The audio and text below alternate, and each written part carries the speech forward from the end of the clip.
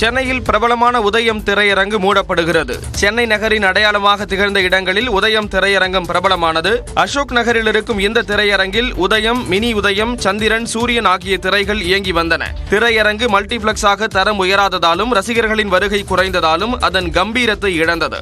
இந்த நிலையில் உதயம் திரையரங்க வளாகம் விற்பனை செய்யப்பட்டுள்ளது. இதற்கான ஒப்பந்தம் 10 நாட்களுக்கு முன்பு கையெழுத்தானது. உதயம் திரையரங்க வளாகத்தை வாங்கியுள்ள பிரபல கட்டுமான நிறுவனம் அந்த இடத்தில் பல மாடி அடுக்கு குடியிருப்பு வளாகம் கட்டப்பட இருப்பதாக கூறப்படுகிறது.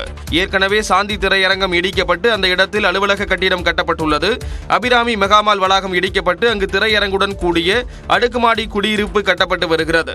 இந்த நிலையில் OTT தளங்களின் வருகையால் தற்போது உதயம் திரையரங்கம் மூடப்படுவது குறிப்பிடத்தக்கது. சிறிய பட்ஜெட் திரைப்படங்களுக்கு டிக்கெட் விலையை குறைக்க தமிழ் திரைப்பட நடப்பு தயாரிப்பாளர் சங்கம் கோரிக்கை விடுத்துள்ளது. அண்மையில் சென்னை கமலா திரையரங்கில் குறைந்த விலையில் டிக்கெட் விற்பனை செய்யப்பட்டு பழைய படங்கள் ரீ-ரிலீஸ் செய்யப்பட்டன. இதற்கு பெரும் வரவேற்பு கிடைத்தது. இதனை சுட்டிக்காட்டி திரையரங்கு உரிமையாளர்கள் சங்க தலைவர் திருப்பூர் சுப்பிரமணியத்திற்கு தமிழ் திரைப்பட நடப்பு தயாரிப்பாளர் சங்க தலைவரான பாரதி ராஜா கடிதம் எழுதியுள்ளார். அதில் திரையரங்குகளுக்கு வரும் ரசிகர்களின் எண்ணிக்கை குறைந்து வருவதால் சிறு பட்ஜெட் படங்களுக்கான டிக்கெட் விலையை குறைக்க வேண்டும்.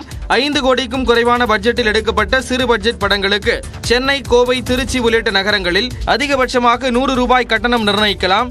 மற்ற நகரங்களில் அதிகபட்ச கட்டணத்தை 80 ரூபாயாக நிர்ணயிக்க வேண்டும் என குறிப்பிட்டுள்ளார். இதேபோன்று 5 கோடி ரூபாய்க்கும் அதிகமான பட்ஜெட்டில் எடுக்கப்பட்ட படங்களுக்கு சென்னை, கோவை உள்ளிட்ட நகரங்களில் அதிகபட்சமாக 150 ரூபாயும் மற்ற நகரங்களில் 120 ரூபாயும் நிர்ணயிக்கலாம் என்றும் வேண்டுகோள் விடுத்துள்ளார். இதுகுறித்து 20ஆம் தேதி பொதுக்குழுவில் முடிவெடுக்கப்படும் என திருப்பூர் சுப்பிரமணியம் தெரிவித்துள்ளார். நியூஸ் 18க்கு தொலைபேசி வாயிலாக பேட்டியளித்த திருப்பூர் சுப்பிரமணியம் 1 மாதத்திற்குள் OTTயில் படம் வெளியாவதால் தான் தியேட்டருக்கு மக்கள் வருவதில்லை என்றார். இந்திய மல்யுத்த சம்மேளனம் மீதான இடைநீக்கத்தை ரத்து செய்ய சர்வதேச மல்யுத்த கூட்டமைப்பு வீரர்கள் தேர்வில் பாரபட்சம் காட்டக்கூடாது என்று எழுத்துப்பூர்வமாக உத்தரவாதம் அளிக்க வலியுறுத்தியுள்ளது.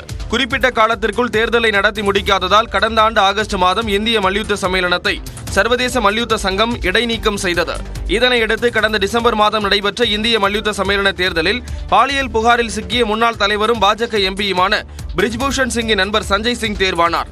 இந்நிலையில் இந்திய மல்யுத்த சம்மேளனம் மீதான தடையை நிபந்தனைகளுடன் சர்வதேச மல்யுத்த கூட்டமைப்பு தளர்த்தியுள்ளது. அதாவது முன்னாள் தலைவருக்கு எதிராக போராடிய பஜ்ரங் புனியா, வினேஷ் போகத், சாக்ஷி மாலிக் உள்ளிட்ட வீரர்களுக்கு சர்வதேச போட்டிகளுக்கான தேர்வில் பாரபட்சம் காட்டக்கூடாது என்று எழுத்துப்பூர்வமாக உத்தரவாதம் அளிக்க வலியுறுத்தப்பட்டுள்ளது.